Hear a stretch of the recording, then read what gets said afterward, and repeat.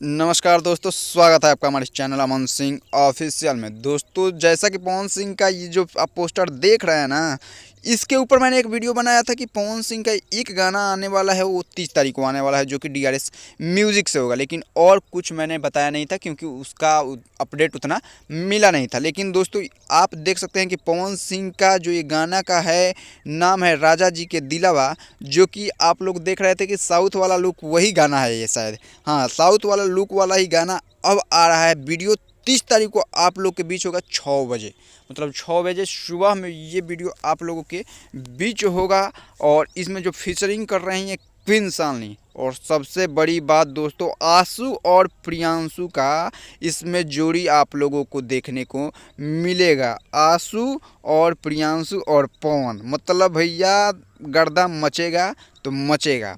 हाँ, हालांकि इसमें गायिका बदल चुकी हैं, शिवानी सिंह हो चुकी हैं, लेकिन शिवानी सिंह भी जो ला रही हैं पवन सिंह के साथ गाना, वो सारा का सारा ही हिट जा रहा है। खैर, हिट की बात करें तो आज तो अभी भाई पवन सिंह ही बज रहे हैं और कोई नहीं बज रहा है।